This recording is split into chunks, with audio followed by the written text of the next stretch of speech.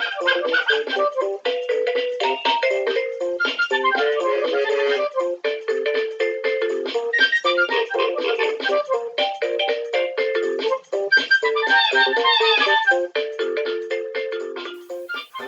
this is the WrestleFriends Podcast. Sorry.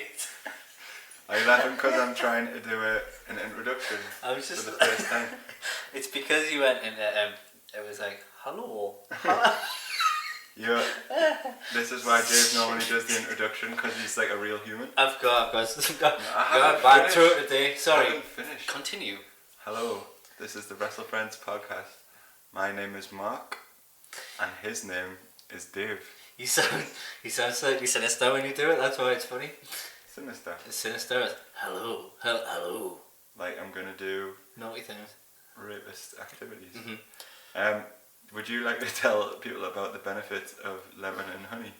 I would love to tell people about that lemon and honey is my new favourite thing because I've been a poorly boy and I haven't done the podcast for how long have I done it for now? 3 weeks, but it's not because of your illness. It's because I've not been that ill. Stupid life things like families and. So I went I went to the doctor's the other day and I thought she was a stupid idiot because she said you need to have honey and lemon instead of some antibiotics. Were you about to put her on the list? She was on the list actually until I actually went and purchased the honey and lemon and I brought it home and I started drinking it and yeah, it worked and I could feel it acid feeling on me tonsils, sort of like all of the gloop burning all the badness away. So if you're not well, have some honey and lemon. I cannot recommend it enough. Best ever. Better than any drugs that you could take. Better than that. What's that stuff called that they usually give you for tonsillitis? Antibiotics. Penicillin. Penicillin. Gives you a dicky tummy, that stuff. Yeah. Where have you been anyway? Me? You've been away. I went to Berlin on my friend Joe's stag do. Congratulations, Ashley and Joe. Joe is actually a fellow WrestleFriend. Is he? Yeah. Is he the one I've just seen a photo of? Has he got the beard? He does. The pointy beard, man. He is a WrestleFriend. He is cool. Yeah, so we went to Berlin. I was only sick 3 times, which is quite good. Was it morning sick or was it like... Morning sick. I was so hungover one of the days that I couldn't go and play crazy golf, which is a bit disappointing. If there's an activity to miss though, crazy golf. More disappointing because I'd actually paid for it. Oh shit. On the boat trip I only managed to drink 2 beers, that's how hungover I was that day. Everybody else drank loads. Can I ask what you were drinking the night before to make you feel that ill? In a random karaoke bar in the Berlin ghetto. That's so cool. That was pretty good. Did you get up and sing? No. None? Nah, it kind of like, it was karaoke bar for a bit and then there was like a club after, so. Did any of your party get up and sing? Yeah, a couple of people. We made Joe sing something, I can't remember what it was, 99 Red Balloons, 99 Luftballon.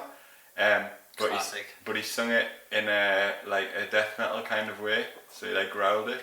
I was going to say he looks very heavy metal. But I don't think look at him. He is.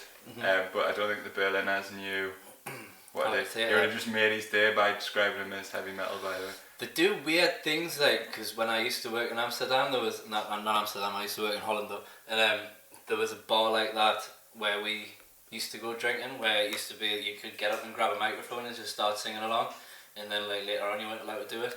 Must be must be like a Europe thing. But yeah, so we got drunk on a boat, as I said. Well, everyone else did. I just sat there quite hungover, but had a good time. So we bought Joe a litre of plum brandy for €4. Ooh. So it was delectable, naughty tasting liquid. He drank all of it and threw it off the boat, which was quite impressive. And then he mooned some people sat on deck chairs, and then he literally stood shouting, "Look at me," which was quite amusing. And then everyone started taking their t-shirts off. After he drank that full bottle of, what was it? Plum brandy. Plum brandy, like, was he able to stand and stuff and get on with daily life? Yeah, I think the problem was, well, I wouldn't say get on with daily life. Well, obviously without his top on. But Chris and Alex, who are my new wrestle friends, Oof. who I met Andrew Stag Do for the first time. Well, I'd met Chris before, but we didn't make like wrestle friends connections. Did they follow us on Facebook now? No, nobody does. It's not good enough. They put Joe in a double ankle lock. Did they? On the boat. That's very and then I put crisps all over him. Cool. Would that be your finisher? You were a wrestler.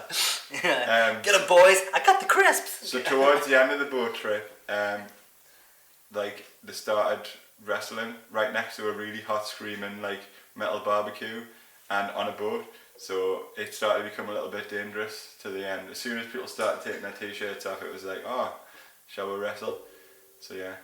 So did it end up like full on Royal Rumble? No, it was just a couple. It was just Joe attacking people. And once you'd done the crisps, where did you end up? Did you take a back seat after the crisps? Yeah, I just popped some crisps on him and then I was hungover and not confident of my manly abilities to wrestle. So when you've got two new wrestle friends, are they actual full on wrestle friends? Do they like wrestling as much as we do? So I sat talking to them on the boat for ages about wrestling. Which made us forget my hangover, which was nice. I wonder if they'll want to come on our podcast. Well, they live in Southampton, with where Joe lives. Yeah. So there's 3 potential people who'd like to come on our podcast who live about as far from Newcastle as you can get. Well, oh dear. Right. Sounds like you had a good time. I did. Jake's not here. Again, because even though I told him not to be here again. Because it's fair play. He's got family here from Wales and he has to go and see them. Who's your favourite Welsh wrestler? Mark? My favourite Welsh wrestler? Who's your favourite Welsh wrestler? Rob Terry? I thought it was a goat. I don't know any Welsh wrestlers. Rob Terry. What does he do? He was in TNA. He was part of the British group with Doug Williams.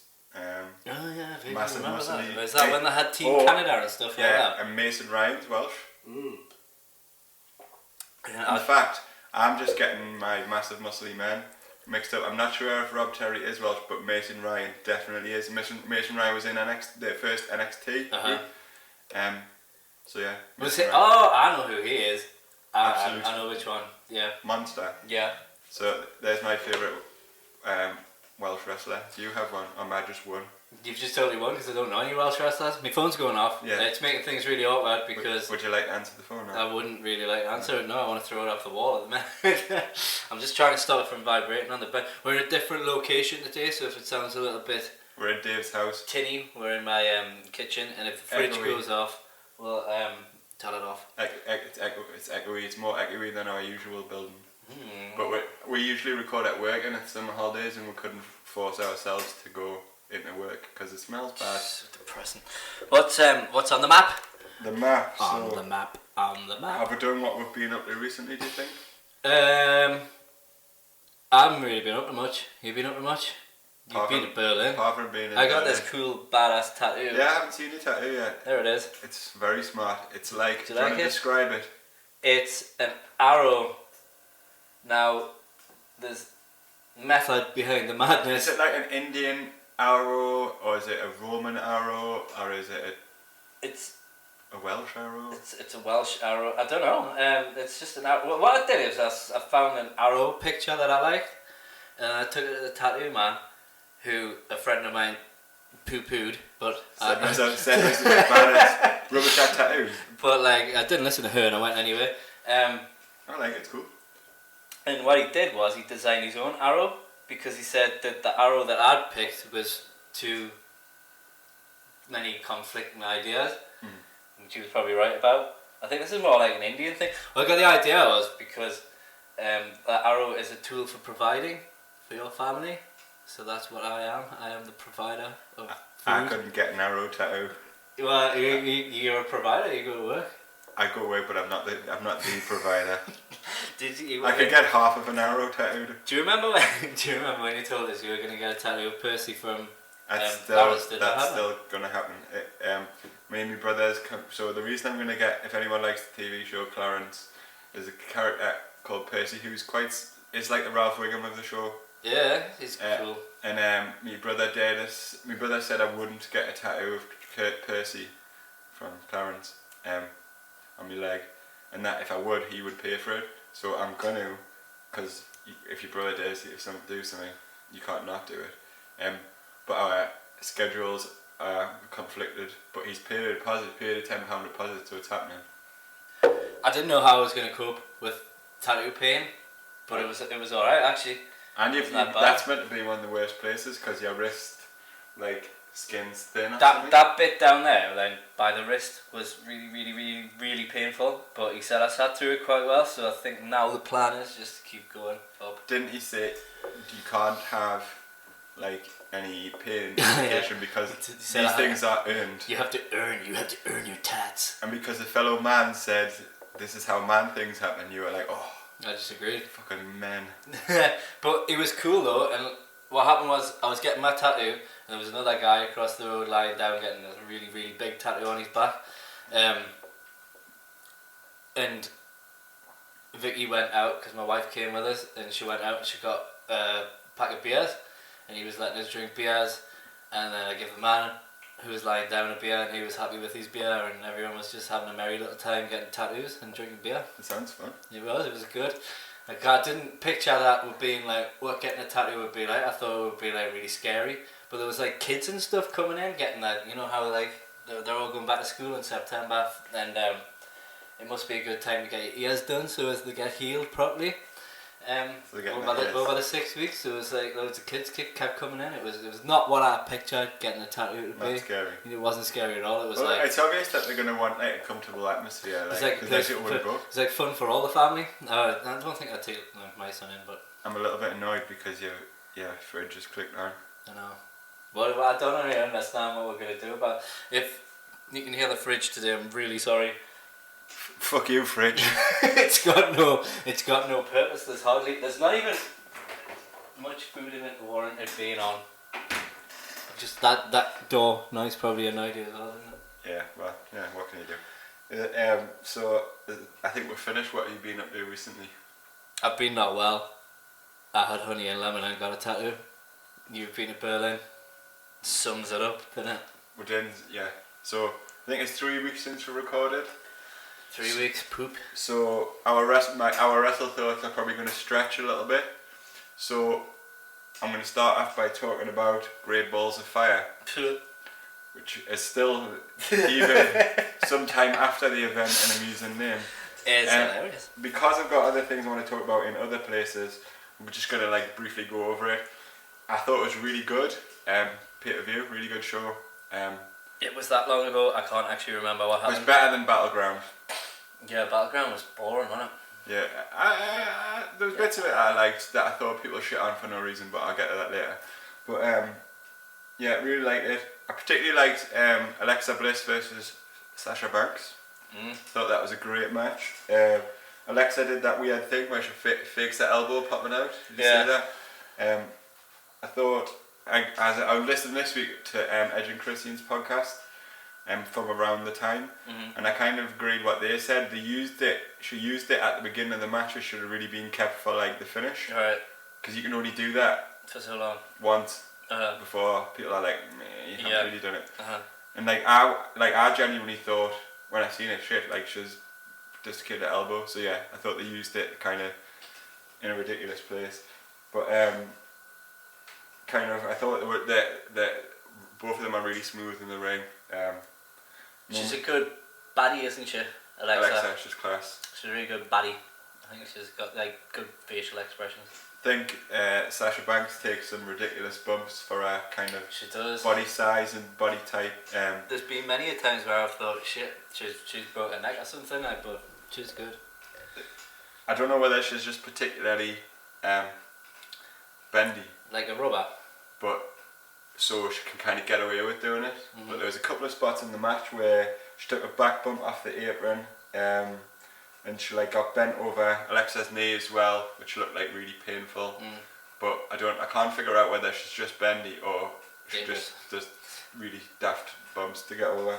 But yeah, I'd like Sasha Banks to be around for a long time, so I think she needs to keep her bumping to a minimum. bumping no minimum, like, or for special occasions or whatever. Just bump at Christmas. Just bump at Christmas, birthday, Hanukkah, Arbor Day. So Alexa hit a Canadian destroyer at one point in the match.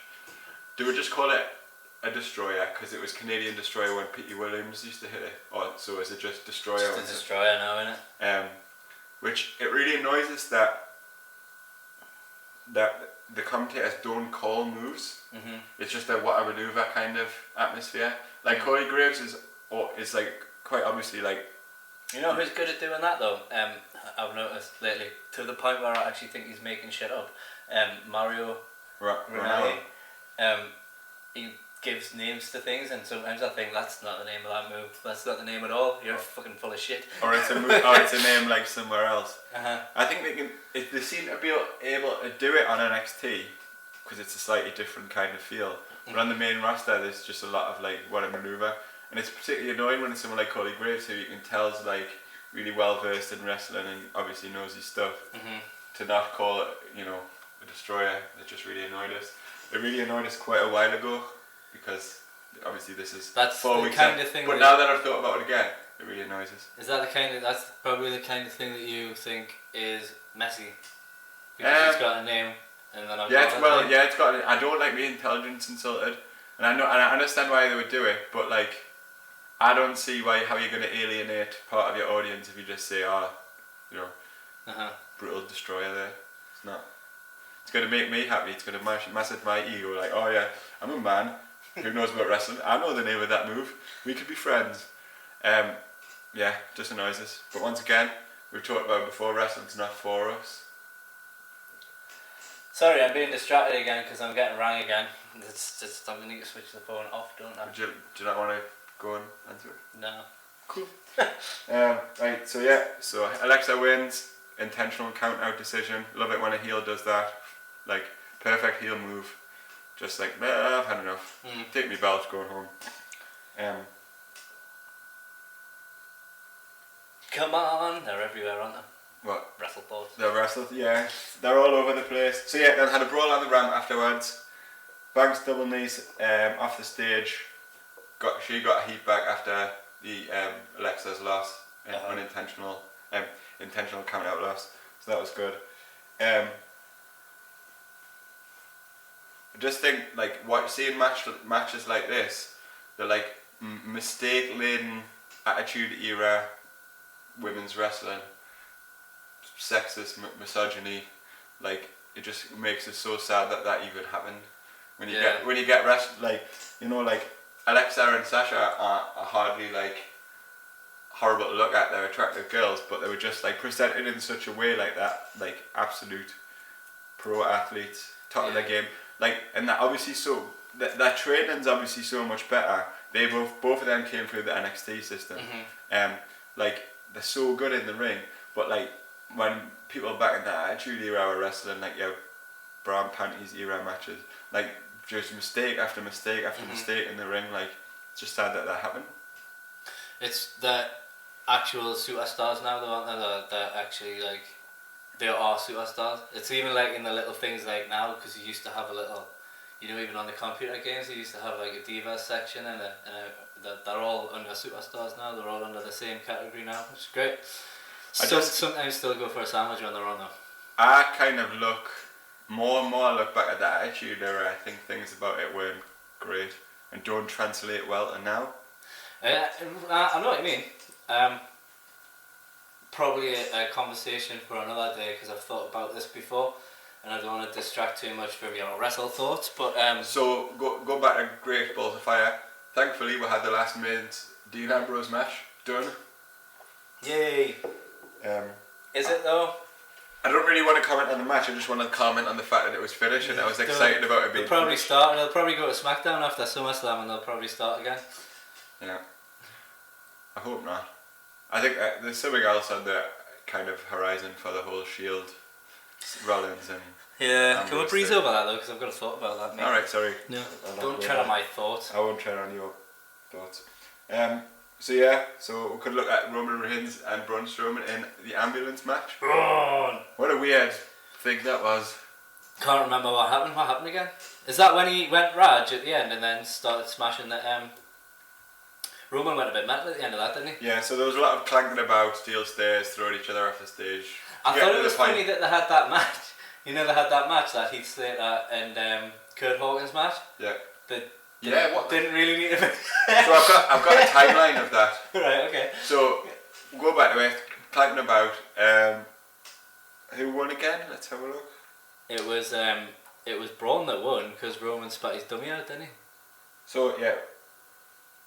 Reigns hit Strowman with a lightning rig. See, this is why I write things down. He got to spear him, went to spear him, but he sidestepped, so Roman drove straight into the ambulance. Braun wins. So then, after the match, Reigns spears Braun, puts him in the ambulance. He then drives it backstage, has a think, then backs it full pelt into a ring truck. Do you think they were trying to get some sort of like Stone Cold Steve Austin? Yeah, it's like a throwback to that one. Cheers, yeah, something like that. Didn't work. He just made him look a bit mental. And then the next night he comes back on Raw and he's the good guy again. Yeah, it's the whole confusion between like, so the crowd boo him, so we need to do this, but at the same time, we want him to be face. It's still, they need just go one way. It was such a like, they could have done, Strowman's now the face, Roman's the heel, just, that's what will be, but it's, yeah, it is what it is. So then Angle appears and says, someone call 911. Then, we should have some sort of klaxon for this. Stop, no. Oh, the stop, no, man. Jamie Noble. Yeah. In a stop, no appearance. Tries to crowbar the door open. He didn't have much joy. Then, Heath Slater, Kurt Hawkins are sent to the ring, as you mentioned, to have an impromptu match while they're sort of brawn out. Get him out of the ambulance. Didn't understand this match at all. They could have just had the commentators like talking over the talking. top. It was so weird. Correct me if I'm wrong, but I've never seen anything like that before ever. It was mental. It was all mental. Like the whole thing was mad.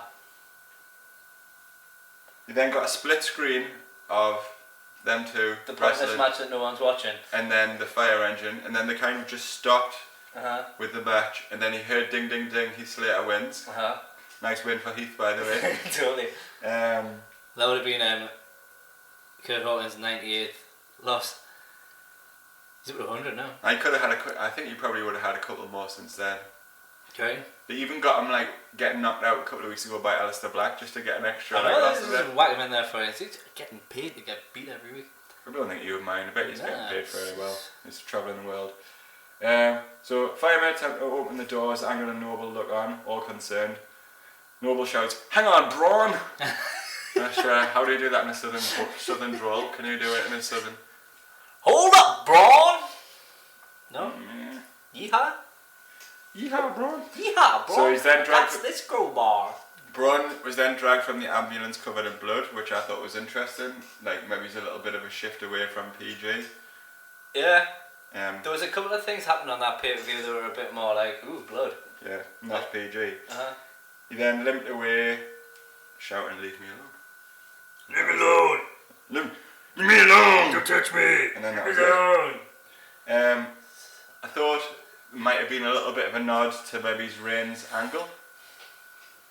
Like what you're doing on my show kind of thing, like doing this kind of crazy thing, but then they didn't go anywhere with it. It absolutely went nowhere after that. It had been one of the longest feuds on telly. It was good that they'd done that and they've given it that sort of like, obviously Braun got injured so they had to come back to it. Maybe it wouldn't have went on as long if, but like that's how, that was one of the good things about the Attitude Era. When they had a feud going, it used to go on. Remember the Mankind Rock feud? It went on for ages, and the Stone Cold Steve Austin Vince McMahon feud, that surely went into years territory, feud, like, and there was the Triple H Rock feud for the Intercontinental Championship went on for a while. Maybe they'll do like after they have this match at SummerSlam. I think it's going to be a fatal 4-way, isn't it? It's a fatal 4-way, yeah. For the title. Apparently Brock Lesnar's going to leave if he gets beat. Lesnar, Reigns, Joe and Strowman. Every after they've done that, they'll go back to the feud. The person that I feel deserves to win that match more than anyone is Samoa Joe. I would agree. And it's a good way of, you can have him beat somebody else, and it means Lesnar doesn't have to lose. I think they should put him over by letting him cover. Lesnar, I don't think that would do. They would only do it if everyone had hit the finisher on him, and then he was lying in the ring, and then like Joe took them out and then did it. I guarantee they would not do it like clean. Apparently he's leaving soon though. Do you not think like they keep having these problems with Brock? He basically said, look, if you don't let us fight in the UFC, you know, he had a fight like a little while ago, I'm gonna leave. Like they keep having, you should never have an employee that has too much power. What do you think about Brock Lesnar as a WWE superstar? Like, are you really bothered? Not now. I was for a while. I don't think I ever was. I was for a while when he came back. When he came back, like when he first came back and he wrestled, he turned up after WrestleMania and he got F5 John Cena, and then they had the match at Extreme Rules years ago. I was bothered about that, but slowly, and I just think like you care less about him because you know he's like. I think the turning point for me was that match with Dean Ambrose at WrestleMania. And Ambrose should never been booked in a match. It was just crap. It was a WrestleMania match and it was so unbelievably boring. It was billed as sort of like a massive hardcore match, wasn't it? And it just ended up like getting whacked with a couple of kendo sticks. It's just because it's PG, you can't do it properly. But it was apparently so he wanted bad. to do all sorts. Like Ambrose wanted to do barbed wire and all sorts, but like. Can't do anything, can't can he? do it. I think that's maybe where Ambrose's character is suffering a little bit though, because they're not allowing him to do that sort of thing, and he could have like really been that hardcore wrestler, you know, that hardcore champion. He could have like sort of the lunatic fringe character. You could have put it over even more if you could have him like totally do lunatic things. Instead they have the Ambrose Asylum match, and instead of barbed wire he hits Jericho with a plant. Or whatever, or you know. It's like becomes comedy, and it's like, how can you be billed as a lunatic if you're a comedy act at the same time? Cactus Jack couldn't have got over to the level he did. Mankind, Mick Foley, whatever you want to call him. Especially like some of the stuff I was watching. What was I watching the other day? I was watching ECW's One Night Only. Do you remember that? Yeah. And I was watching. There was lots of like classic sort of content on there for like the videos and stuff like that. And some of the stuff like Mick Foley, Terry Funk and people like that done, they weren't never going to be a joke, you know, they were full on like brutal, and that's probably the type of performer that Dean Ambrose is, but he can't do that, so it's not really his fault. No.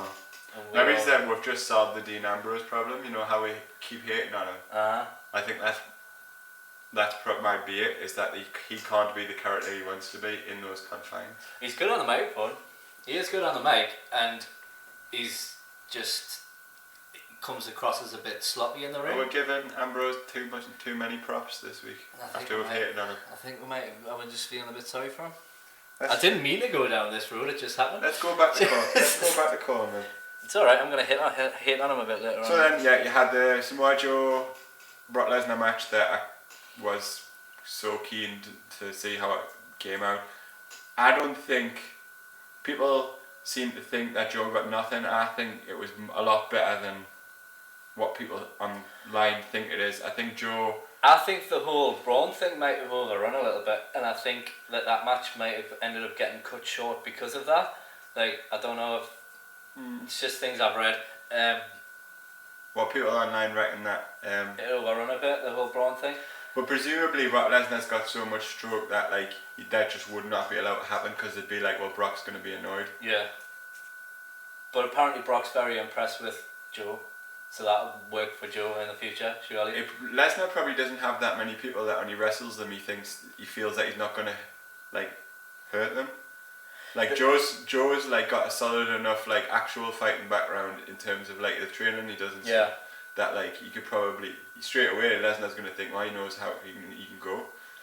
I thought the build up to the match as well was good, so the weeks building up to it, because I was not interested in it to start with, and over the weeks I sort of gained that got my interest, like caught my eye, and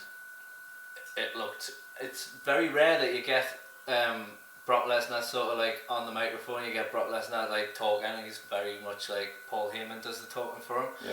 But you were getting these moments of like Brock getting involved and stuff like that, and it was really good. So I think the whole build up to the match done Joe really done him good. They done good by him in that way. Yeah. Match was a little bit short. Could have done with being a bit longer, but it was in no means a squash. A lot No, of people no. online. I think a lot of people are so excited about Joe being in that position that they want him to go in the match and Lesnar have no offense whatsoever because Joe's their hero and like that's how it should go. That's just not what. that's the whole thing about. I think we've talked about it before because we watch NXT and we see them come from NXT and we want them to be in the main event straight away, and that's not going to happen.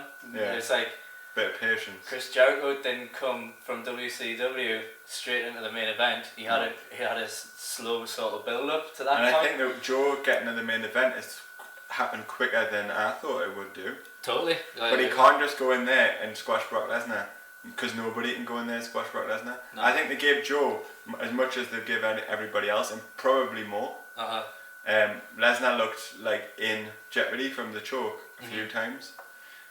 I like the idea of like Joe just getting on his back and like trying to choke him out and like just holding on, and like I thought the way that they did it was really good. I think there's more matches there as well. I think, yeah, you're right, and I think it's probably one of the best feuds that we've had in a while.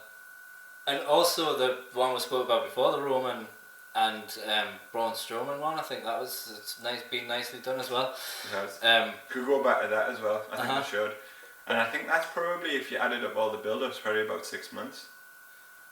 And because he had that injury. It's making Raw a better program to watch at the minute, because there was a time where I was edging more towards SmackDown, but now I tend to pay more attention to what's happening on Raw at the minute. So I kind of sway between the two, but not really much going on SmackDown at the minute. No.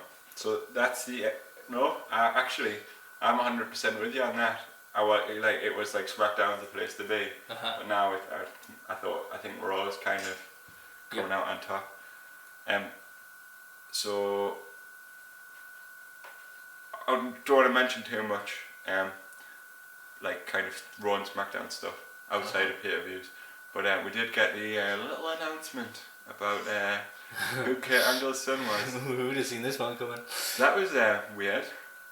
I know I had a whole game plan about it was called It's True, but then we didn't do the podcast. We could play it. It seems a bit silly. We could play It's True another time. We could play It's True. I think it'd be more fun to play with Jake because he'll do sillies. We'll play It's True next time out. I'll pencil it in. Because I'll just write loads and loads of death things. What did you make of the announcement? I liked it. I think so. They were looking for a way for the alphas to be kind of involved in the whole. Kurt Angle is they're basically like kind of new versions of Kurt Angle, aren't they? Like all American, like wrestling machine, athletic kind of guy. I think they were trying to find a way to crowbar that in, but I didn't think they would do it that way. Nah. You're my dad. I'm a little bit. It was a little bit hornswoggle, wasn't it? I don't know. It's a bit mental, isn't it? Now I was reading online, people are saying they reckon it's going to turn out to be like a hoax, and he's going to be involved with Stephanie McMahon, and he's not going to be his son, and that would lead to a Jason Jordan Kurt Angle match, which would be like brilliant. But it's like it was the way I wanted to do it. It's like a new up and coming guy. It's not just a Legends battle. Is this not all just edging towards Triple H versus Kurt Angle? I don't, but that's the opposite I want to see. Well, I don't know, but just because you want it doesn't mean it's going to happen.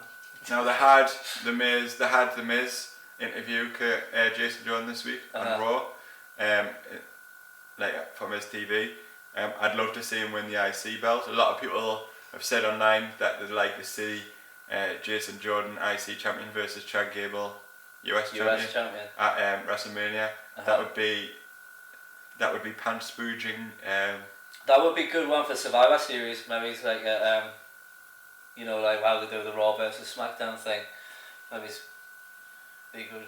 They've given Gable quite a lot on SmackDown. He wrestled like AJ and he wrestled Kevin Owens and. I still think it was a bit early to split them up, to be honest. But they weren't doing any. I would agree with you if they were like top, like if they were wrestling for the belts all the time. But like they had their run, they lost the belts, and then they were like entries in the number one contendership for the US champion, stuff like that. Like the Battle Royale. Like they weren't doing anything with them. And if what I'd like all this silliness to end up in would be a Jason Jordan Kurt Angle match. Don't care how they get there. It's funny that it's been silly, but the match would be spectacular. Has there been any word of him coming back to have a match? Nah, do you think that's where the end game is? But I think that's the end game, and I think you were right when you said like last time. I think was it last time we recorded, the time before that, like Sting looked old when he wrestled. Yeah. So it's no doubt, it was no wonder that he kind of got cropped. But like Kurt still looks like he's got one left. He looks like he's got more than one left, but that would be for them to decide. Well, they thought he only had one left. He had none left, and then he went and had 10 years of amazing matches. Have you watched the 24 documentary? I've never watched it yet. I watched the Finn Balor one the other day, so I'm sort of like catching up with it, and I really enjoyed that one. So I'm gonna watch that one next. It was good. I would recommend it. You know, these things, they only let you know as much of the truth as they want you to know, but it was still. Yeah, but there's quite a lot of like large chunks missing. Enjoyed it, right? So, as I've got lots of WrestleThoughts because we've not spoke for 3 weeks about wrestling. My next WrestleThought. So I was getting ready to go to Berlin, Battleground being on. I didn't really feel like watching Battleground. I'd read it was poor. Have since watched it, but so I watched Combat Zone Wrestling's Tournament of Death 16. So the reason that I watched it is, well, I watch it every year, but it had 2 British guys in this year. Right. British invasion. It had Jimmy Havoc and Clint Margera. I'm hearing a lot about this Havoc person. Jimmy Havoc. Well, he's like a hybrid wrestler. He's like really good in ring. Does deathmatch stuff. He had been out for a year, but came back. He's like wrestles for ICW. Yeah. A bunch of like British people. But he's like, I would say he's one of the biggest kind of British stars at the minute, which was nice to see in a deathmatch tournament. Like give it a little bit more. What's the word I'm looking for? Not pizzazz. That's the wrong word. It's a nice word. You wouldn't use pizzazz for death match. No, but like when something gives something more. Not legitimacy. Genuineness. No. I think of the word. Prestige. Prestige. You give it more. Having somebody who was like quite big in the kind of. Hardcoreness. Well, no, like somebody who's quite big in just normal British wrestling. Give it more prestige. So yeah, so it was Clint Margera and Jimmy Havoc. So Clint Margera lost in the first round. Right. To the Wrench Connor Claxton in a barbed wire madness match. The Wrench. The Wrench. I like the Wrench. Should check the Wrench out. He's cool. I will. Highlights included both guys bumping on a barbed wire trampoline. Crikey. So it was just like a trampoline made of crisscross barbed wire. Really? Yeah. So they both like jumping off a truck onto it. That's cool. But they proper bounced. I probably wouldn't enjoy this, would I? Parts of it you would. I want to watch one of the matches. I don't know if we might have time today. Sent on over the top rope onto a barbed wire board. It was quite impressive by Clint Margera.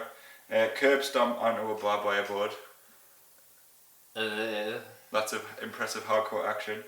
The finish was a pile driver on a barbed wire board.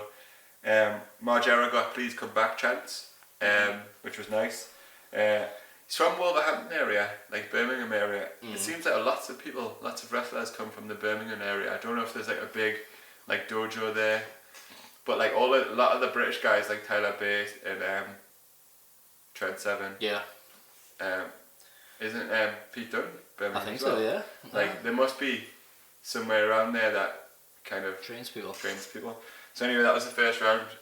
Clint Margera lost, but Jimmy Havoc won his first round match. Cool. He beat Ricky Shane Page, who you should also check out, and John Wayne Murdoch in an absolutely insane and match of the weekend. Question. Mm-hmm. When was this tournament? This tournament was what month? June. But I hadn't watched it. Where did you watch it? I watched it on my iPad on CCW Studios streaming. Alright, have they got one? Yeah. I didn't know. That I pay for, and I will give you the password. Okay. Yeah, it was match of the weekend. It was the only three-way, because the story was that Ricky Shane Page is like one of the kind of biggest guys in the Combat Zone. He wanted like two certain people to wrestle, so they put the three together. John Wayne Murdoch is like the biggest deathmatch guy from IWA Mid-South, which is the other hardcore promotion in America. Right. So here are just a few of the, like this is only a few of the highlights. Light tube covered forearm to the face. Light tube? Like one of them big... Like, yeah. Yeah. Like on the, like in your kitchen light. Yeah. Like covered forearm to the face. Wow. Reverse Hurricane Rana. So there's a lot of really like nice wrestling spots in the match as well. Reverse Hurricane Rana. Like three of them just bumping through panes of glass, like they're like, it's like nothing. Standard. John Wayne Murdoch and Ricky Shane Page attempting to break a pane of glass between their own heads. Ooh. So like in the middle. Couldn't manage to get it done, so Jimmy Havoc like swung Ricky Shane Page through it as the other guy like held it. Oops. Ricky Shane Page being dragged back first across a glass covered ring, which was quite grim. That is. It's all quite grim. Two Canadian destroyers just randomly punching gusset plates into each other's arms. The gusset plates are like small plates that like are barbed that are used to hold parts of building structures together. Trying to picture them, not quite sure. I'm gonna have to show you. Yeah. Suplex onto barbed wire wrapped glass with someone underneath it. Barbed wire wrapped glass? Yeah. Wow. With someone lying underneath it. The finish was John Wayne Murdoch hitting a Canadian destroyer on Ricky Shane Page through a pane of glass covered in gusset plates. Then Havoc like nipping in to like steal the pin. Havoc onto the second round match of that was like the match of the weekend. So then Havoc got in the semi-final, beat the ultra-violent beast Masada, who is like the kind of, he's the standard in death matches, like that's how that people are measured against. Right. He's like the kind of wrestling at the minute. He's the most kind of infamous death match like the Hulk Hogan of deathmatch. Yeah, kind of. Yeah. Cool. I would describe that. But he's actually a great wrestler as well. Masada. He's not just like a leg drop.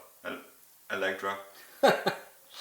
I meant more in terms of he's a great wrestler, not just like a deathmatch guy. Yeah. So this was kind of more of a straight wrestling match because Jimmy Havoc actually got the final, so he was obviously saving his bumps for them. Yeah.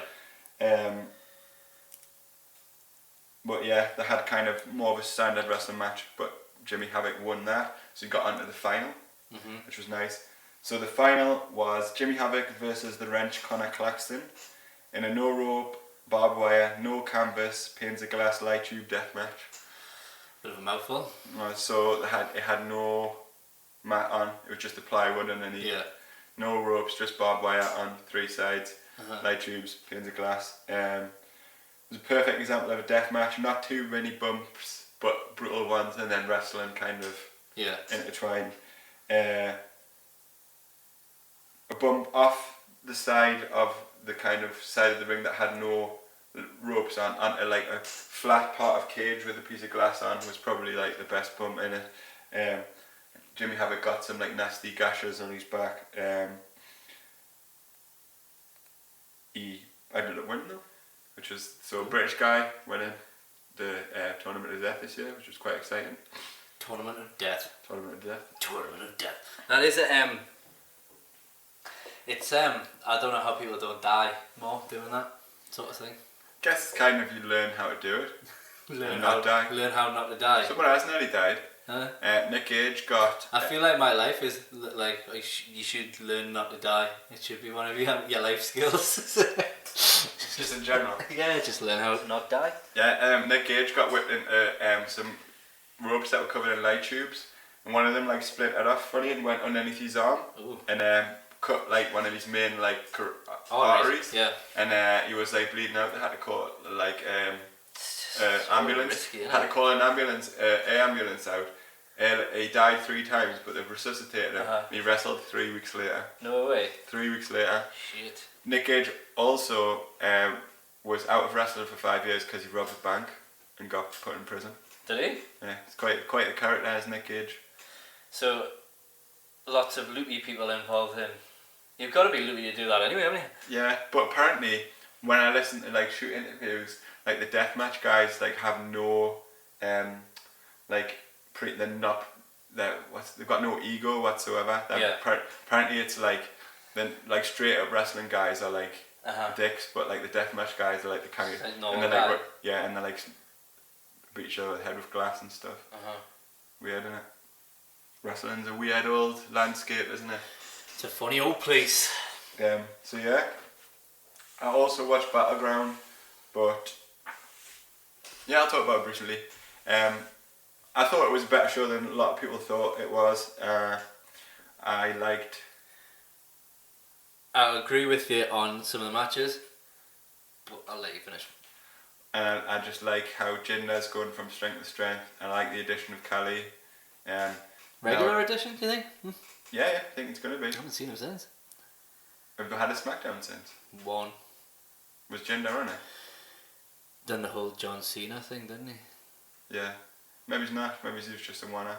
I hope not. But yeah, even if it was a not winner, you just like, as I keep saying, love Mahal. Love what they're doing.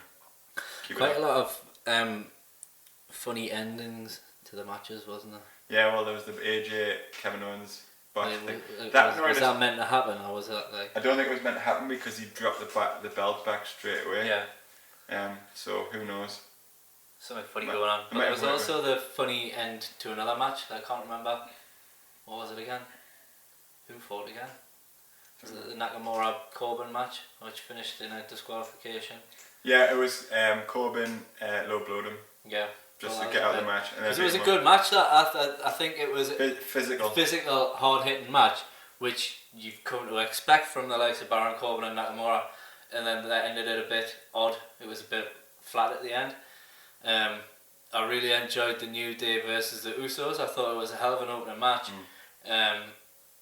which I was surprised at because I don't find myself enjoying them teams either anymore. But it just smacked us of like they need to do Big E as solo guy, and I think Xavier and Kofi are a better team.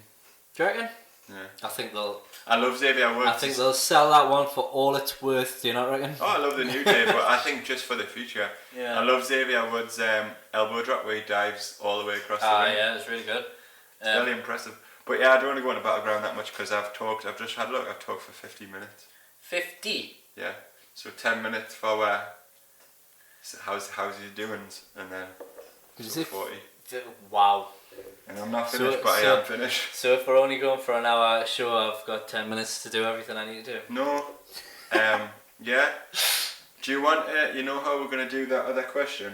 Do you want to just keep that and do that in a special? And just talk about wrestling today? Let's do a special. We'll do a special when Jake's back, because I would like to know his thoughts from a young person's point of view. What, this question? Of the questions. Do you reckon? Aye. So, do you just want to start doing your WrestleThoughts? You've got 10 minutes to go. Right, quickly, who the hell is Green T-Shirt Man? What? Who is the Green T-Shirt Man? So, every single pay-per-view I watch, right? Yeah. And every single, Monday Night Raw and SmackDown after the pay-per-views and every NXT takeover, there is a man in the front row that wears a green T-shirt. He's a jolly looking fella, and he wears a beige sort of He's just at all the shows? army cap, right? You need to watch out for him. He's at every show? Every single show. Like SmackDown, Raw and NXT? No. So he's at NXT takeover, all the pay-per-views, alright? And then the night after shows, he's at them as well. And it's without fail. This man's in the front row with this green t-shirt on, this goofy smile, right? And he's got like a beige army cap. Yeah. I can't believe you've never seen him before. Like me and Jake play a game now where it's like spot the green t-shirt. I bet you somebody knows who he is. Let's see if you can remember this. If you know who Green T-shirt man is, you can get in contact with at what email address? Because I can't remember. The WrestleFriends Podcast at yahoo.com. Thanks for that, Dave. No problem. But yeah, I'm gonna do some research on Green T-shirt man and get back to you. So I've put down. I'm gonna write. I've put in my WrestleThoughts. Let's make up funny lies. About who he could be. Dream T-shirt man. Who could he be? What sort of job has that man got? Unless he's some sort of wrestling review person. Maybe he's And why does he wear the same clothes every time? Maybe he's the guy who did the paternity test for Kurt Angle and Jason Jordan, and they're so happy about it that they've given him tickets to all the wrestling, and he only wears a green T-shirt because he's a supporter of green energy or a Trump. And he's also I can't understand. He's got the life that I want. He was at WrestleMania.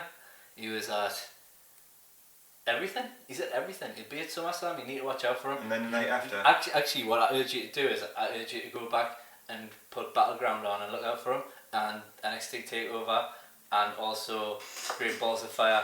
Just so as you know what that makes me think? What? That he's probably quite a sad individual. He looks like he could be a sad individual. That's what I'm saying. Although I would love to go to every wrestling show, and I was banging about how I would love to do it, all it would mean is that I had nobody telling us that I couldn't go to wrestling shows. That's kind of sad, really. Like, he's got nobody saying to him, you probably shouldn't go to that wrestling show. Yeah, he probably couldn't, but like, he's quite a good deal, don't you think? And if I find out that he's got like a life and a family, and like, then I'm gonna question how he manages to do it.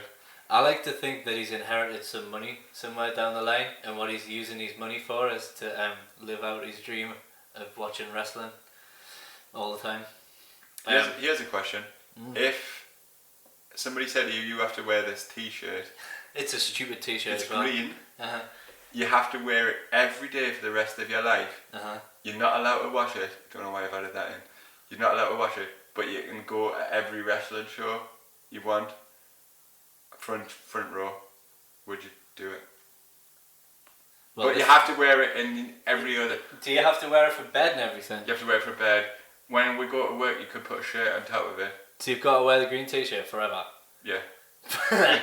But you get to go and watch all the wrestling. But you can see all the wrestling. There will come a point where the T-shirt will probably drop off your back though, because it's going to. You have to wear it until it drops off, and then a new one just materialises, and it goes through the process again, like some sort of chrysalis.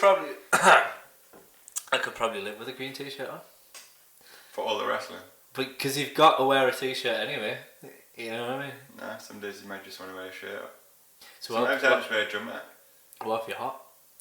So it's a really hot day and you're in the house, because sometimes I just like to do the housework and you're gonna smell, is what I'm saying as well. You're gonna smell. I don't know if it's really worth it. You can't take it off when you go in the shower either. Because this is gonna have problems. This is gonna cause problems elsewhere in life. Is it worth it for wrestling? What would you do? I probably wouldn't wear the T-shirt. Don't think I could. I'm quite a particular man. You couldn't, because you're like massively OCD, aren't you? I couldn't wear the green. I couldn't be that smelly. Anyway, green T-shirt man. Green. I'm glad you brought them up. I've even written them down. I'm gonna do some research. Yeah. So green T-shirt man. Honestly, I applaud you. So we've made a funny lies about green T-shirt man. Where's Finn? This must have been after Great Balls of Fire that I wrote this, because he wasn't there and I didn't know where Finn was. But if we're doing now, I found him. Finn drop kicked Bray Wyatt in the face on Raw last night. He did. So he got a guitar smashed over his head off the man, artist formerly known as Elias Sampson. That's stupid. Elias Sampson sounds better than Elias. Elias sounds like a religious zealot of some kind. Is that not what they're going for? Some sort of religio? Yeah. The drifter sounds pretty cool. The drifter could have just the drifter. Yeah. But Elias, Elias. Elias. Nah. So that's where it finishes. Some of these WrestleThoughts are old. They are very old. But that was a nice little quick. Hardys versus The Bar at Great Balls of Fire. Still funny, right? That was really good.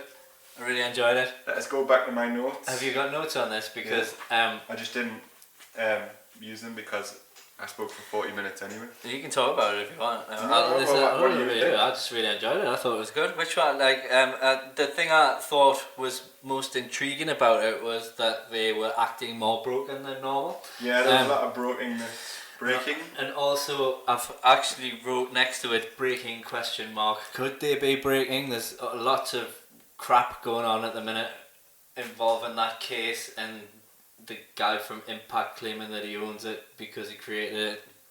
Matt saying that he paid for everything, so he owns it. He keeps putting stuff on. It's not making Impact look particularly good in a time where they should be trying to look a bit better. Do you think?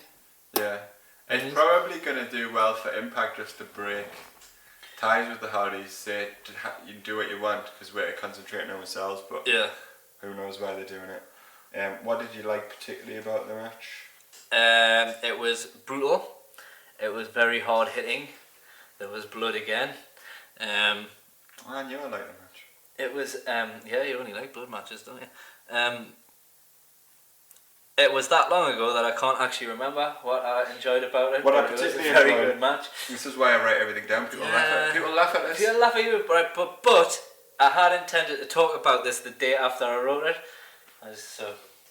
The first fall was particularly amusing. After 20 seconds, Sheamus started the match. Cesaro stepped in the ring, ran past him, and then Sheamus kicked Matt Hardy in the face. 1, 2, 3. Yeah, that was good. I just like it was a good example of an Iron Man match. You can do more in an Iron Man match than with teams. I thought it was good. It was a good idea, and I'm a bit worried about the Hardys now. If they don't get the broken gimmick, if they're going to go down a Dudley Boyz sort of route with them, because there's only so much I think they can do with the whole gimmick of the what they call Team Extreme gimmick, because you can't really be extreme these days. Old. And they look old and a little bit plump. Especially Matt. Matt Hardy's got that weird thing where he's got dodgy hips, so he walks funny, doesn't he? And he looks like he's doing that broken arm gesture all the time, even though he's probably not trying to do it. And it's almost as being broken is now normal for him, and it's almost like he's struggling to be normal on camera. Well, because he invested so much in it, he did all of his interviews as broken. You know how when you listen to Talk is Jericho and stuff, it is broken. He's just talking to Big Cass, but he's just Big Cass is talking about his life and that. Yeah. Matt did broken. Any media appearance, whatever. So then he's come to WWE. He's not doing broken. It's well, what is that? And it looks like he's struggling with it. And where does that leave him? Because Jeff is big time without broken, whereas I don't think Matt is. And I don't really think there's no life at all in Matt Hardy as a singles competitor. He can barely walk, so it's not. I don't know. It's not. And broken Matt Hardy could be in charge of a stable, so he doesn't have to wrestle that much. Yep. I think they need to do it. They need to do it, and they need to just do it quick, because although there was an interview on which I saw earlier of Raw after Raw, and he was acting better than what happened more broken than they even were after. They're just doing it gradually, aren't they? But they're going to call it something different. Shattered, I think. We might be going for Shattered. It was Corey Graves that actually said that when he was interviewing them for something. I can't remember what it was. Because he said before, because you and Jake were laughing at him because we had said it. Because we said it first, yeah. You heard it here first. Right. Unless it's 3 weeks old news, which is what usually happens. Which is exactly what last WrestleThought was. Fine, I started off with Great Balls of Fire. Hope Roman wins the title. Right, it's getting that bad. Roman wins the title where? Anytime. I'm actually getting to the point where I'm talk us through that. Right. Brock Lesnar's got the championship, right? Yeah. The championship doesn't get defended at every pay-per-view. I think there's got to be a rule against that somewhere down the line. I would like a full-time competitor to hold the belt. Why Roman? Why not Joe? Strowman. The point I was getting to, it doesn't have to be Roman, was it's getting want that somebody. bad that I would even accept Roman Reigns as champion. Unless you do what we said a couple of weeks ago and promote the IC feuds to the main event, but I don't think they're going to do that. No, it doesn't look like it. But I'm 100% with you. Full-time roster member should always have the belt. Yeah, that's all I've really got to say about that. Gives it more prestige to be on telly every week. I know that Brock Lesnar's a big draw, and that gives the belt prestige as well, but surely like the belt being on Raw every week would be better. I just think it would be better. And I've wrote next to that, sick of Brock. We've done sick of Brock earlier. Sick of Brock, but I'm not as sick as I was when I wrote this thought, I don't think, because like I said before, I think the Samoa Joe stuff was really good. Seth should chin Ambrose is my next headline. But Ambrose is going to be the heel in that. But now I think after writing this, yeah, you're right, I think it should actually be the other way around, because I think Ambrose should turn on Seth. Crowd aren't going to expect Ambrose to turn. Seth's being a heel, he's a better heel, but it makes more sense. It solves the Ambrose problem it's the WrestleFriends Podcast way, isn't it? Yep. If you don't like them, turn them heel. Or if they're heel and you don't like them, make them more heel. Make them kill a baby or something. So yeah, I think Ambrose. I think it's got to be leading. They're not going to put the Shield back together right now, although they don't need it, do they? So I think they might have a tag team championship run, but I think yeah, that would be good. I actually think he's going to turn on him eventually. I think that's where this is leading. Ambrose and Rollins in the wrestling for the tag team championship.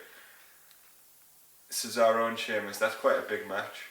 I'm sure Seth wrestled Sheamus on this week's Raw. Well, that's what I'm saying. I think they're building towards a SummerSlam tag team championship match between. That's a main event match. Them two teams. It'll be a really good match. I actually think that Ambrose and Rollins might win, and I think they'll get the pop sort of like that you'd expect from a Shield reunion or part Shield reunion. I think they'll do the fist pump and they'll do the whole like mates again, like, and Ambrose finally accepting Seth Rollins has changed or whatever, because at the minute they're doing the thing where he won't fully trust him and stuff like that. But I think at the end of that title run, it'll be Ambrose that turns on Seth, which will lead to a whole new program of matches between them two. What about Cesaro?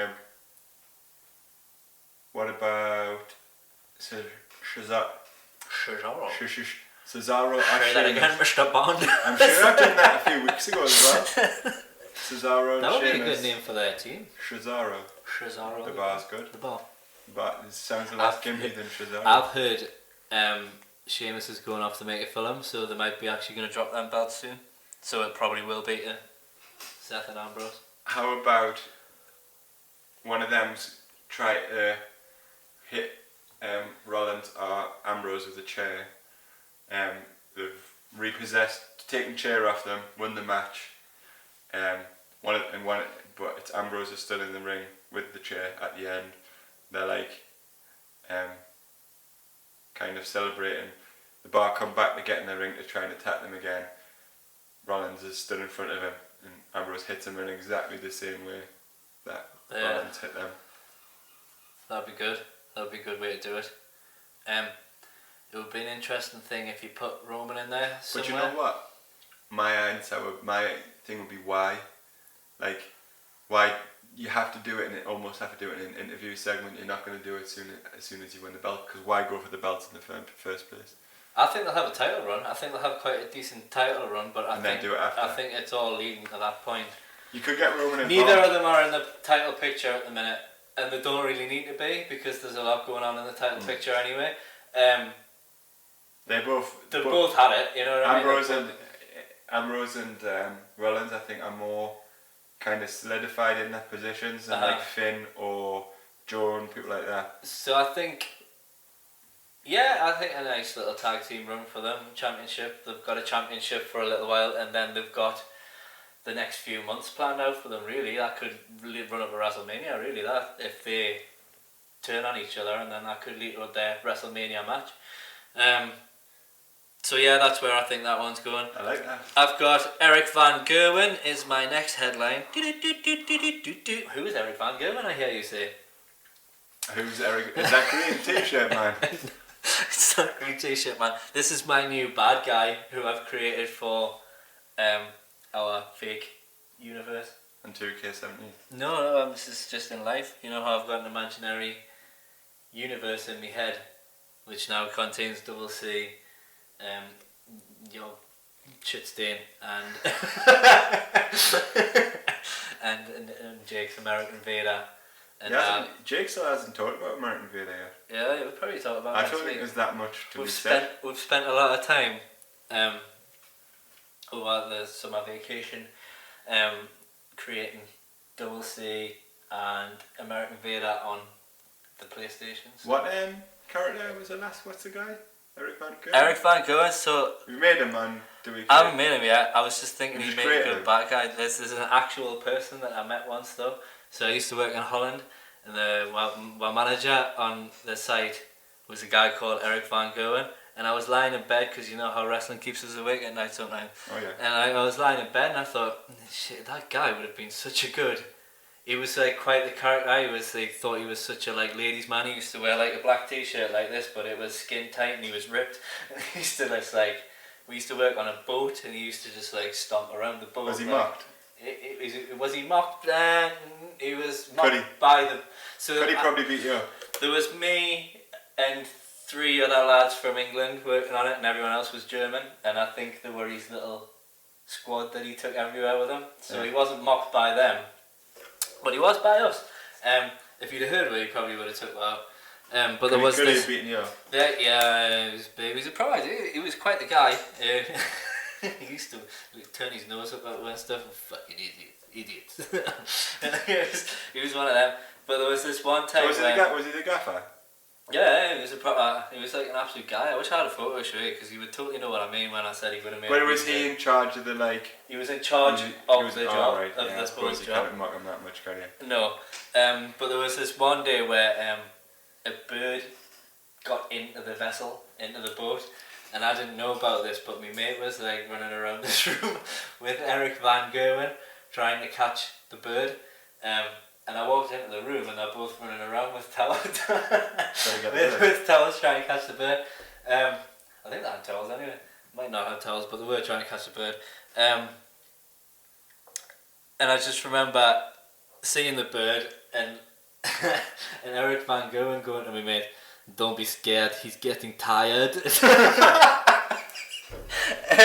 And I just thought, you know what, that could totally be that guy's catchphrase. Don't be scared. A little bit of Arnie. Yeah, don't be scared, he's getting tired. That would be his catchphrase. That would be his catchphrase. And he's... You can only say that after you've had more than one match though. You could just say it. You're thinking too much into it. He's just going to say it. I do tend to do that. Yeah. So anyway, that's that. He's now part of my...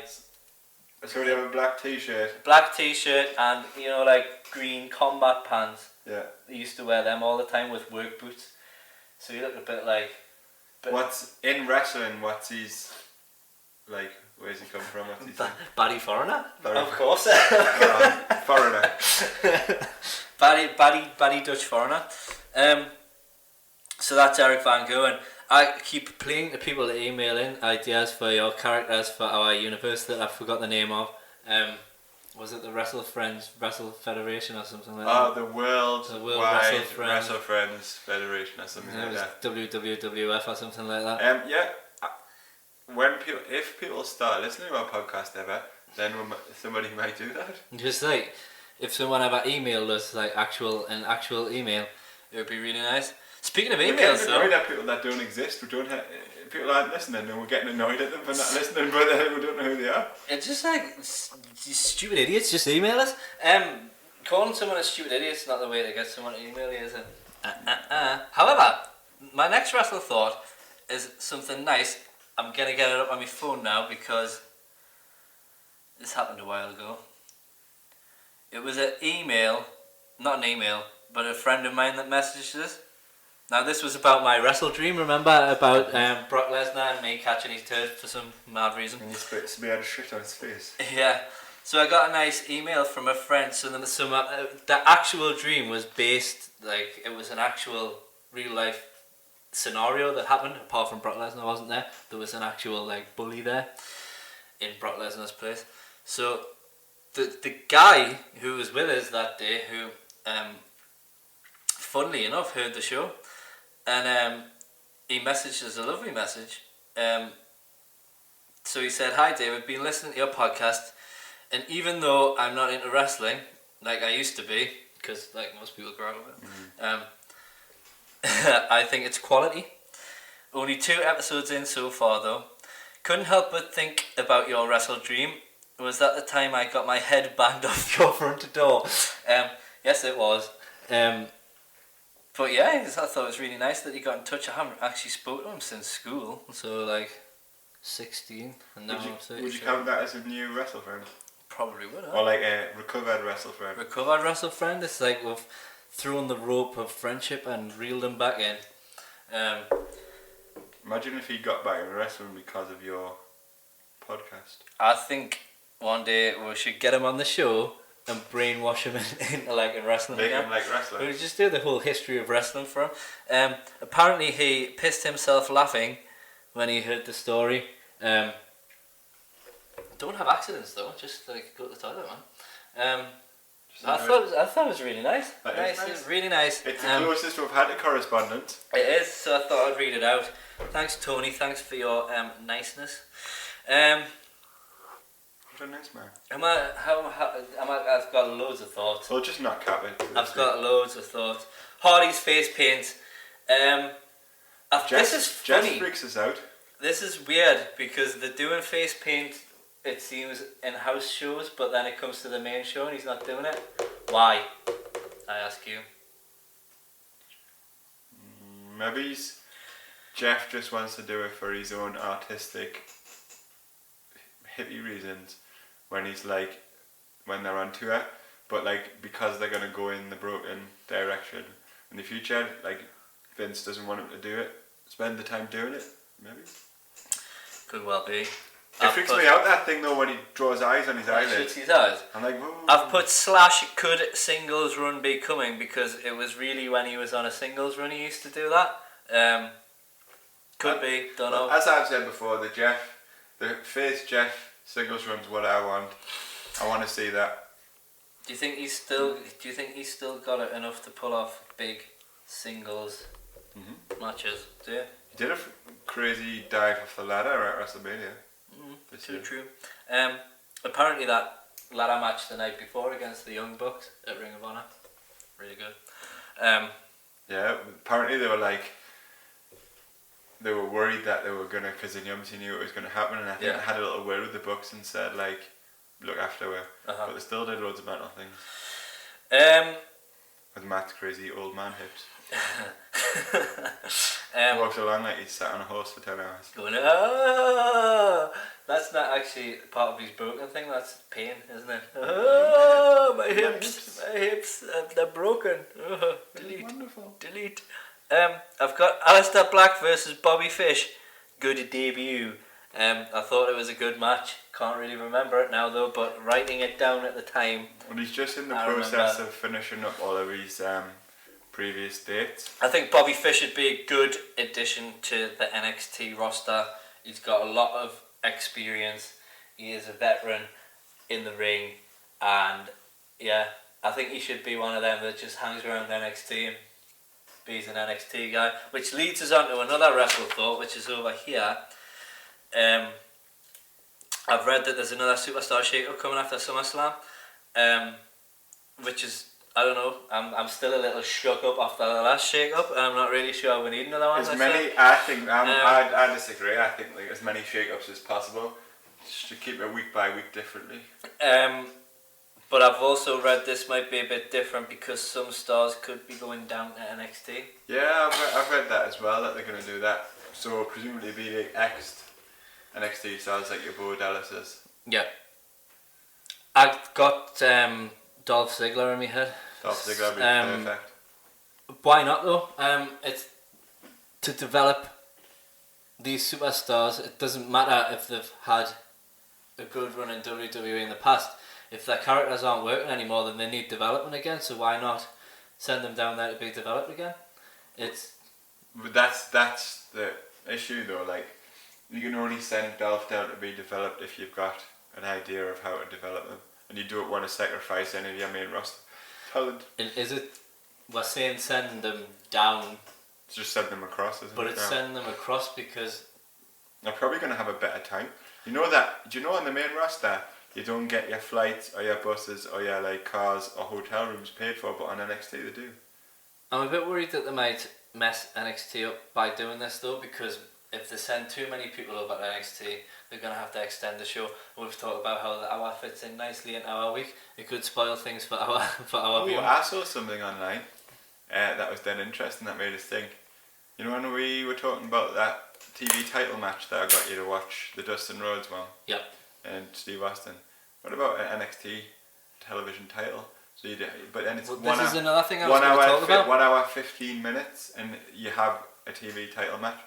This is another thing I was going to talk about. We're going to need some more belts in NXT, and I actually thought a television championship on each brand would be quite a decent thing to have, because there's no sort of... They then have to drop something though. US or IC.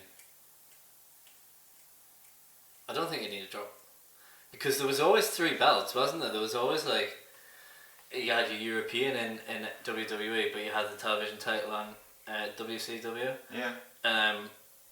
Because at the minute you're having these you're having these matches that don't really mean anything. There's a lot of matches that don't mean anything happening at the minute. Yeah. That could mean so much more if it was for a championship. So you have Finn Balor versus Elias Sampson and stuff like that. That could have meant so much more if there was a championship at stake. Yeah.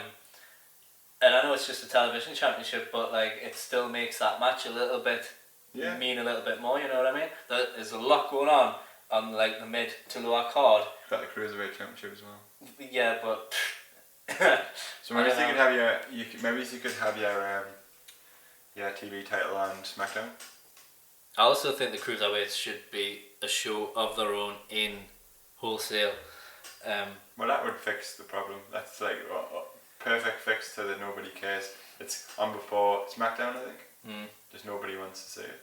Either that or put them on the NXT and make the NXT show longer. I don't know. There's got to be a way around it because it's not working at the minute, but that's not one of my thoughts. I'm not going to get into that. It's the G1 tournament at the minute. I've seen a couple of good matches from that. Couple of highlights at the minute was Kenny Omega versus Tama Tonga, which was good because of obviously the Bullet Club connection. So they've done the whole Tama Tonga doesn't like the elite thing, and when Kenny Omega came to the ring with his elite t-shirt on, Tama Tonga went a bit mental. Now they're doing a lot of things at the minute in Bullet Club where there's lots of like dissension. Yeah, and I think I'm wondering if they're going to split the elite from the Bullet Club, which might... Describe what the elite is. So the elite is Kenny Omega and the Young Bucks. So why have they got a faction within a faction? I don't know. I don't know why that is. I think it's just because they're really good friends outside of that actual like... So then that way you can get 2 factions out of it? It would kind of probably be like a Wolfpack MWO thing. Yeah. I would have thought. Maybe have the elite Bullet Club and then have... Well, they've done that, haven't they? Like, a lot of what the Bullet Club is kind of gone along the NWO road anyway. So do that. I also think after watching a bit of New Japan and stuff lately, especially with their association with Ring of Honor, they could be, if they do more of them American shows that they've done, there could be real competition for WWE. How would you do it from a logistics point of view though? Would you have a roster of stars over here, or would they just be flying back and forth? They'd have to, obviously, I don't know. Or could you fly I think they'd have to make their streaming service a little bit more accessible, because at the minute, plonkers like me, I don't even know where to start with that. One of my new WrestleFriends, off of Joe's stag do, Chris, he said that he has and he's got a New Japan streaming thing, but it says there's no app, you have to go through the website. Yeah. So that's what he said, that it wasn't very accessible. I think it needs to be more accessible, and maybe even a TV deal I don't mind watching recorded episodes. It's not like, you know what I mean? I don't even think New Japan has a weekly show like Raw or SmackDown or something like that. They just have these sort of like events, yeah. And then like these tournaments like the G1 and... Could you not fly them over, do a short tour, do 4 shows, record the 4 shows, that's a month's worth of content, fly them back? It's either that or but then who's wrestling in Japan? But then who's wrestling in Japan? The thing is though, you could just record the program in Japan and you could air it. If you got a TV deal in America, you could just air it and then you could tour and do it like that, you know what I mean? It doesn't have to be live straight. It'd be better if it was live, but to start with, you could just do it pre-recorded because they've got arguably the best wrestler in the world, Kenny Omega, who people are saying is the best wrestler in the world, wrestles for them. He's like one of the biggest superstars on the planet at the minute. His the US belt be the main championship on the show? No, IWGP heavyweight. So it'd still be like the main you'd one. still have the heavyweight. So because they hold that title with such prestige. I think there's only been sort of like 4 champions within however many years. I don't know the exact amount of years, but they actually they really do hold that with like a lot of prestige. Honestly, I think especially with the relationships they've got with other companies such as Ring of Honor, it means they have these crossovers where Jay Lethal and people like that are all going over. The Briscoes, you've got Bully Ray now. I just think it would be really good. I think it would be really good. It would be a new thing for them to do because they've never had a weekly show. No, and the TV deal, even if it's just an hour show for us to watch in the UK, because you watch Impact and it is getting a little bit better, but I honestly think that New Japan and Ring of Honor could put something better together. No, because I think they've got better personalities, they've got better superstars. New Japan and Ring of Honor together doing a weekly show or a show of some kind would be the second biggest thing in wrestling. So that's all I've got to say about that. I really think that would be a good thing to see. Joe seems to be number 1 heel on Raw right now. This is good. I'm just going to breeze over that. I think Impact is improving, but they need a new top guy. I think I spoke about this on Facebook. They seem to be going for John Morrison. You don't think that'll work, but I never really thought he's had it. He probably would work there, but I think if he came back to WWE, he'd be lost in the shuffle. Yeah, I think it would be a good move for him to go there, but apparently they're trying to get Rey Mysterio as well. What about Shark Boy? Shark Boy back as number 1. Shark Boy? He came back, didn't he? He came back for... looking a bit chubby. He came back for thingy, what do you call it? That pay-per-view that they do. Do you want to know a fact I learned about Shark Boy? Mm-hmm. I was watching OSW Review, which is one of the YouTube shows that I like to watch, where it's just 3 guys just talking about a show that they've watched, like over the top of it. And it was I think it was Destination. Oh no, it was what's the one where it's all cage matches on TNA? Lockdown. Yeah. They were doing like Lockdown 2007, and they were talking about Shark Boy. And apparently Shark Boy is like really rich because you know when they had Shark Boy and Lava Girl. Oh yeah. He had actually copyrighted the name Shark Boy, so they had to pay him. Like, really? Loads, yeah. That's really funny. That film's crap. It's really bad. I imagine that's the sort of film you've had to watch in your life. I really have. So yeah, I'm just going to breeze over that as well. I've talked about that on Facebook. Talking Smack is no more, and it's a shame. That's sad. I really enjoyed Talking Smack. I liked how it was used in storylines, like people would attack each other on it and stuff. Yeah, I'm going to breeze over that thought as well because everyone's probably got their own feelings about that. Less Renee Young as well, which is always a bad thing. But I want to talk a little bit more about this one. I've decided that Aleister Black could be the next Undertaker.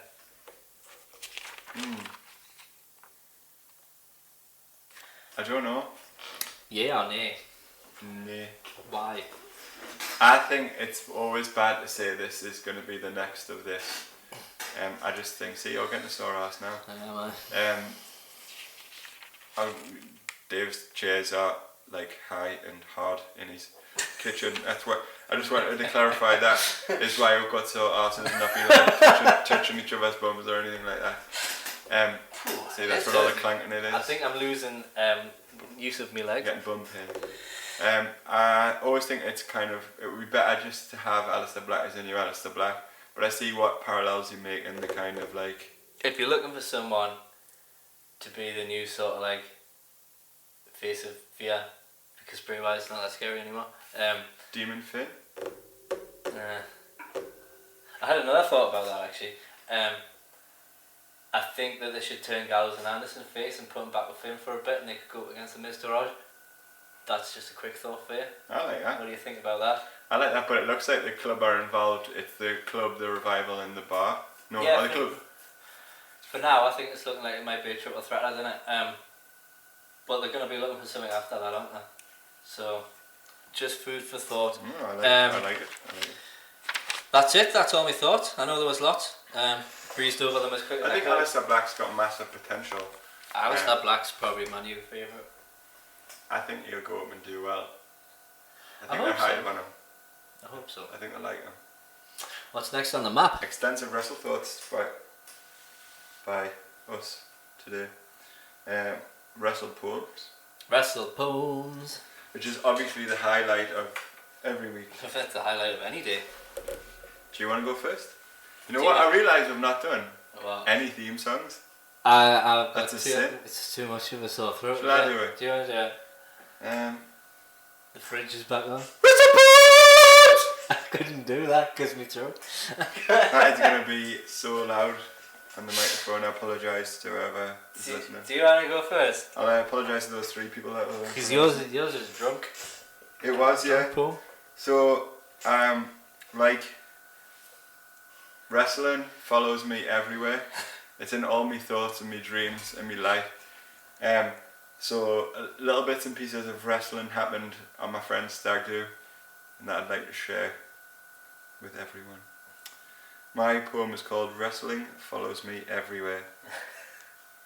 A stag do in Berlin. Congratulations, Joe. Drinking on Alexanderplatz. I don't feel like going to the Sky Bar. The boys move on. It's time for wrestling. Back in my room. iPad ready, Wi-Fi connected. The final of this year's Tournament of Death. Havoc wins. I toast with a Schwarzer beer to Deathmatch Warriors.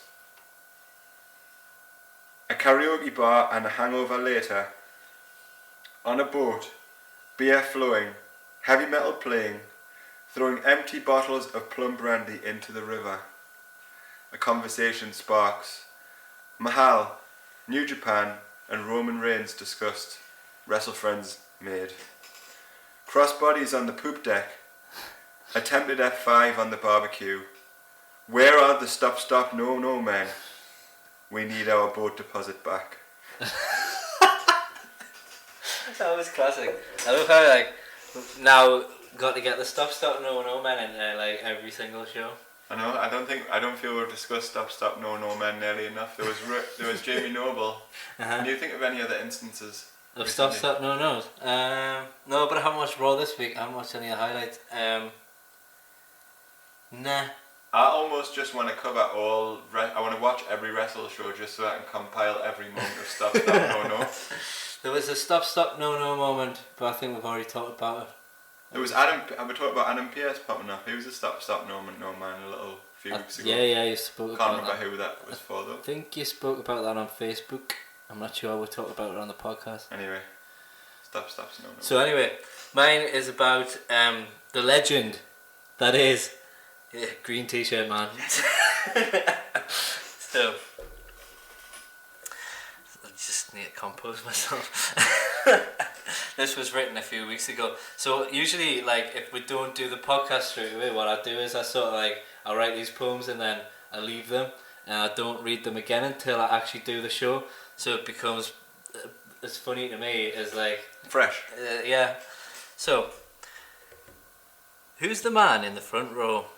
I see him on the TV at every show with his beige hat and his green t-shirt. Is his name Brian or is his name Kurt?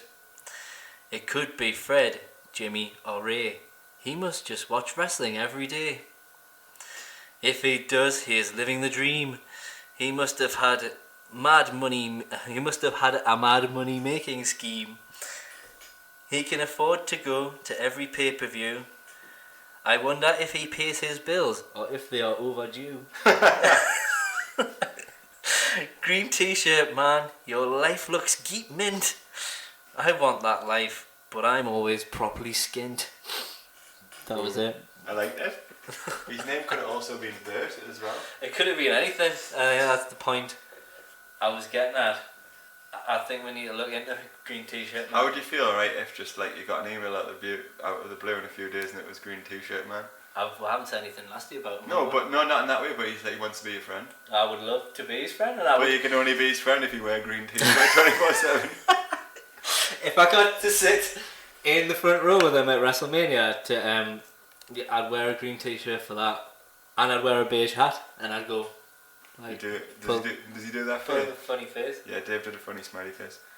Anyway, so have you got any thoughts for the Gonzalez Award? Is it going to be green t-shirt I man? think it's gotta be the green t-shirt man. I can't think of anyone else. You got any thoughts on anyone? I'm happy for it to be green t-shirt. Green t-shirt man goes into the Gonzalez Hall of Fame. Do you know what that noise was? Gonna drop the bomb. So yeah, that's the WrestleFriends podcast. That's this week's. You can find us on iTunes and also Facebook and SoundCloud, and you can email us on the WrestleFriends Podcast at yahoo.com. And I'll see you next week. goodbye, WrestleFriends. Bye.